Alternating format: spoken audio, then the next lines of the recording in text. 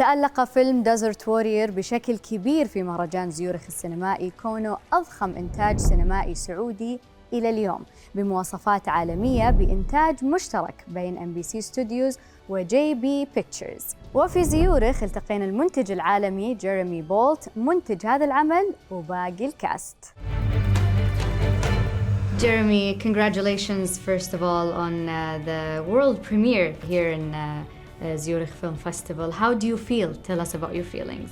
It's been a long road to get to this point. Started developing it with MBC in about 2017, 2018. So it's extremely rewarding to be screening this film in Zurich. وسعادة جيريمي كانت أكبر بهذا التعاون مع MBC ستوديوز اللي حرصت على توفير كل ما يلزم للوصول للنتيجة النهائية لهذا الفيلم العالمي اللي يعتبر أضخم إنتاجاتها. What's the importance of having such collaboration for global markets, whether in this film or in any other films in the future? I think it's extremely important. MBC have the courage to finance productions. They took a big risk with this. They wanted to show the world stunning locations within Saudi Arabia. We chose to film in Saudi Arabia. We could have filmed in South Africa or Morocco, which would have been cheaper places to film. But MBC wanted to say, look what Saudi's got, productions should come here. And really, I've shot all over the world, and these are the most remarkable desert locations I've ever seen. So I really hope it inspires filmmakers to come to Saudi. That was a decision by MBC to show Saudi Arabia. ففي رصيد جيريمي أكثر من 40 فيلم، من بينها Resident Evil, Monster Hunter و Three Musketeers اللي حققوا نجاحات كبيرة وتصوروا في بلدان مختلفة. How different is this film being shot in Saudi, as you mentioned, and being shot in the desert? What was the difference between your experiences in those films? Well, the desert is beautiful, but also extremely tough. Not just the heat, the dust. It's an arduous place. It is both your friend, but it can also turn on you. So you have to respect the desert. This was very different to shooting Three Musketeers, which interestingly was not far from here in Bavaria, or Monster Hunter, which we shot in South Africa. What we tried to do, Rupert and I, with this film, with our DP, was shoot as much as possible in camera, so not rely heavily on visual effects. We wanted to, in that respect, give it a feel of those epic movies of the 70s and the 60s, where before visual effects, you were shooting all your action and your sets for real in camera. So I really hope the film feels real.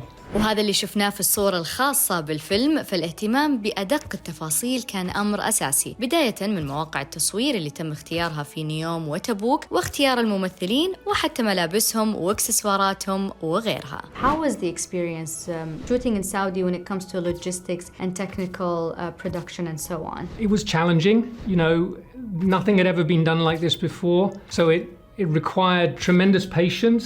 I tried to work with as many Saudi crew as I could, so I would, my idea was they're going to learn from this and go on to other productions. I had a very strong Saudi producer, Rasha, who now runs a Saudi service producing company called Yellow Camel. She was very helpful. But I would say it was much harder than, say, shooting in South Africa or Morocco. There's no question. But the rewards are these incredible locations, and the people were so determined to pull it off. That made it really rewarding. You know, the Saudi people were so kind and courteous and supportive.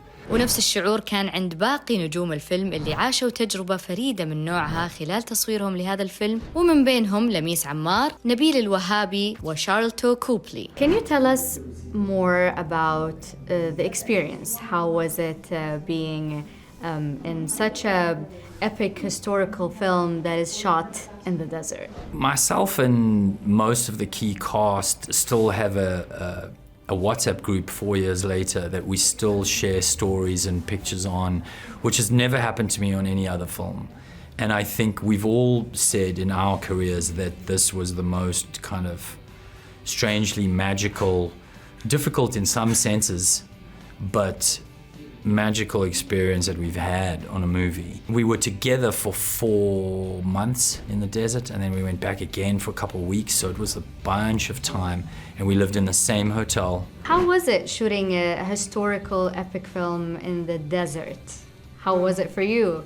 For me, so I'm Palestinian and I'm Arab, and I'm very connected to my identity. And it was for me a dream when I hear that the story is about Arabs, pre-Islamic story, the Qar, like it's all stories that I grew up on. We studied this in school.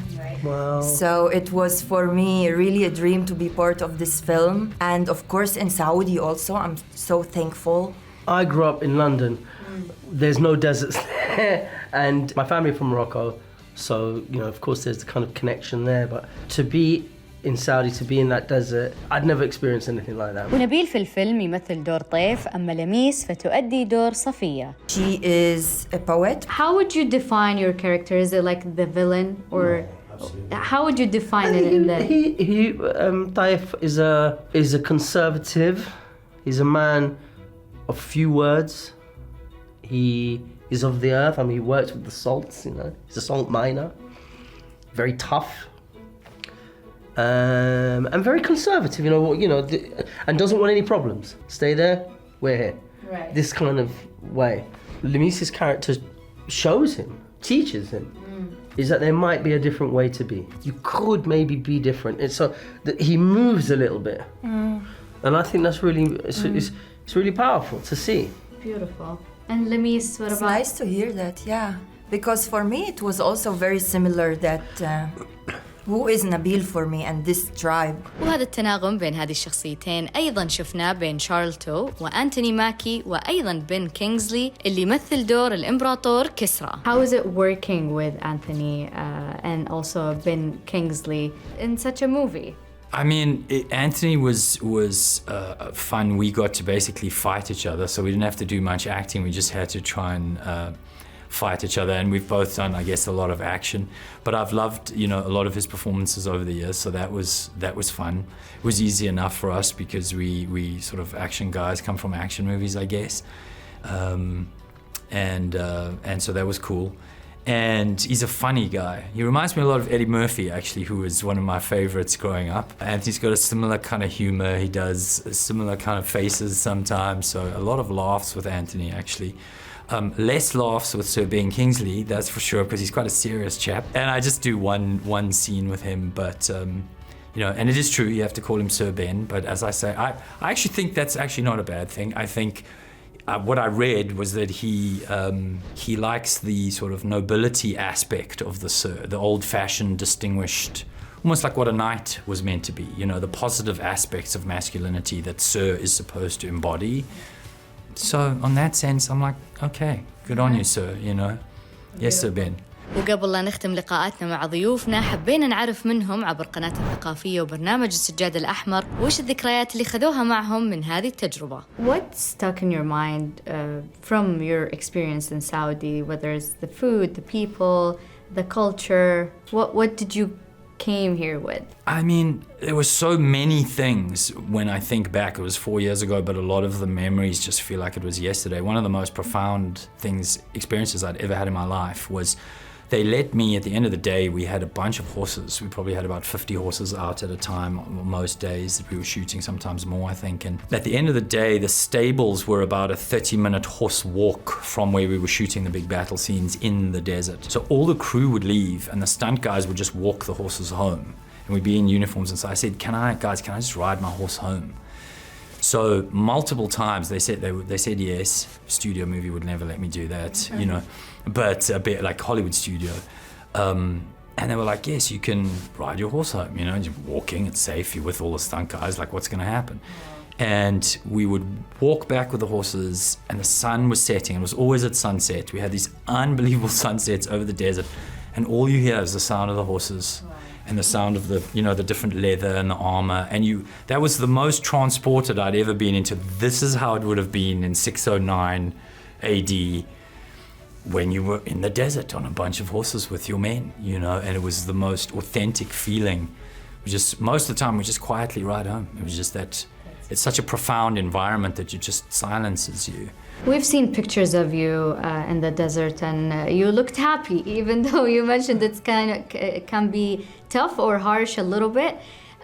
Do you remember any local food that you have liked or tried and liked? Well, I mean, I became very addicted to the Saudi coffee, which I love, which we called it camel coffee. Obviously, the diet is fabulous. It's very healthy. It's very, meat and hummus and pita bread. I mean, rice and food was great. I mean, I did develop a probably slightly unhealthy addiction to the dates because they give you this incredible energy. Right. But dates is healthy, even though the sugar is healthy in it. What stuck to you in the whole filming in Saudi experience? Exactly, being in Saudi, that's the experience that stuck, like being in an Arabic country. And I felt really in home. I was surprised how much I enjoyed being in Saudi.